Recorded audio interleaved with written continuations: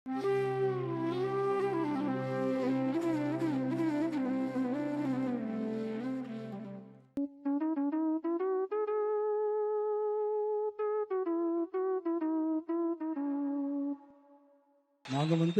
அவர் கூட அவர் வீட்டில் அவர் எவ்வளோ நேரம் இருந்தாரோ, அவர் சொந்த பந்தங்கள், சுற்றங்கள், உற்றார் உறவினர் கூட இருந்ததை விட ஸ்டுடியோவில் எங்கள் கூட இருந்தது தான் ரொம்ப அதிகமான நேரம்.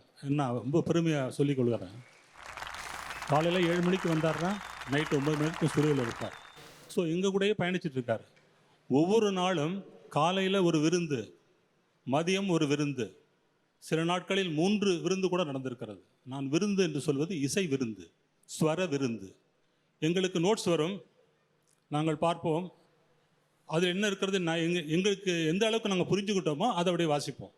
ஆனால் அவர் அந்த நோட்டேஷனுடைய அவர் மைண்டில் என்ன இருக்குங்கிறது எங்களுக்கு தெரியாது இல்லையா. அவர் எழுதியிருப்பார், இதோட ஒரு அளவுக்கு தான் எங்களுக்கு தெரியும். அவர் ஒவ்வொரு மியூசிஷியனையும் ஒவ்வொரு இன்ஸ்ட்ருமெண்ட்டையும் கரெக்ட் பண்ணுவார். கரெக்ட் பண்ணும்போது அந்த சுரத்தில் இவ்வளோ ஒளிஞ்சிருக்குங்கிறது அன்றைக்கி தான், அப்போ தான் எங்களுக்கு தெரியும். அதை தான் நீங்கள் கேட்குறீங்க. இசை குறிப்பாக இருக்கிறத ஒலி வடிவமாக மாற்றி நாங்கள் உங்களுக்கு அவருடைய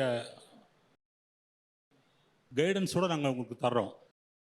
அதை தாண்டி கிட்டத்தட்ட 2-3 தலைமுறையாய் அவருடைய இசையை நாங்கள் வாசித்து கொண்டிருக்கிறோம்.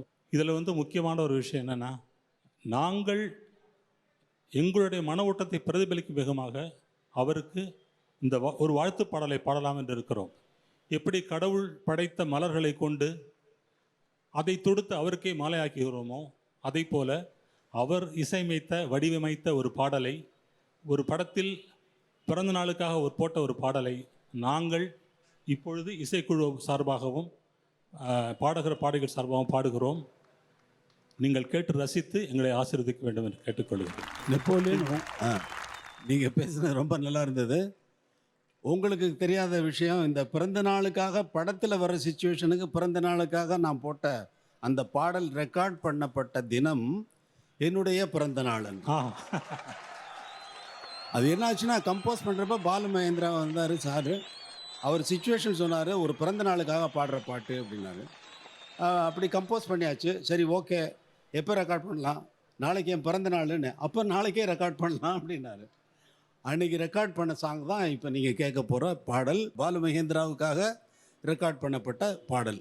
சாருக்குன்னு பிரத்யேகமாக அந்த சரணத்தை கம்போஸ் பண்ணி பாடுறோம், கேட்டு ரசிங்க. அதை எழுதியது நெப்போலியன். நன்றி.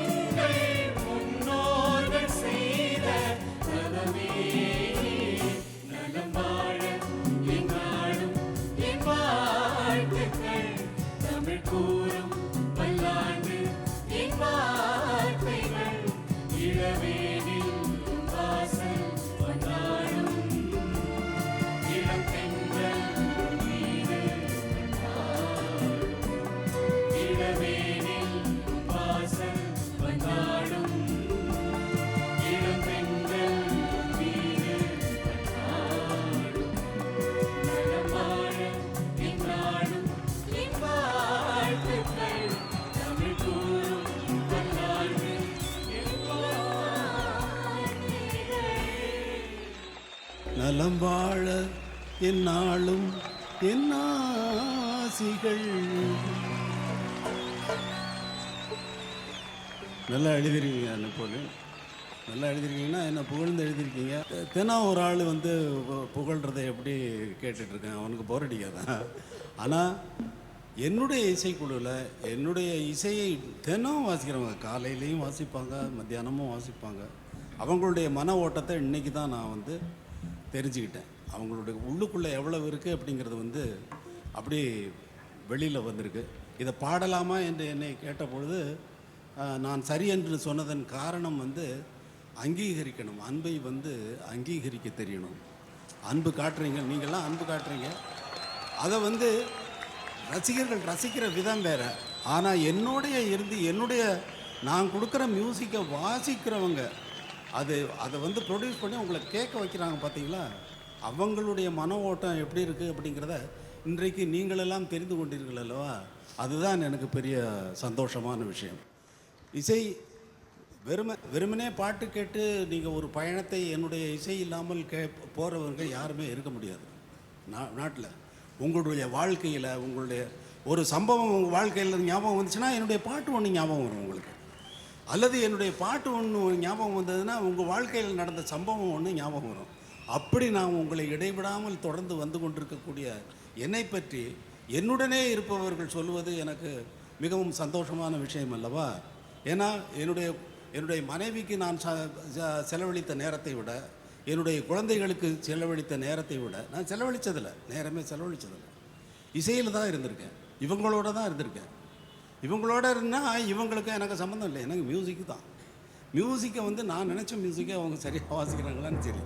அந்த பயணத்தில் வந்து என்னோட தோளோடு தோள் நின்று அவர்கள் மனத்தையும் உணர்வையும் அவர்களுடைய எமோஷனையும் அந்த நோட்ஸில் கொண்டு வந்து கொடுத்து உங்களையெல்லாம் கேட்க வைக்கக்கூடிய, நீங்கள் போகும்போது உங்களையெல்லாம் கவலைகள் மறக்கிறது என்றால் இவர்களுடைய இன்வால்மெண்ட் தான் காரணம் என்று நான் இங்கே அடித்து சொல்வேன்.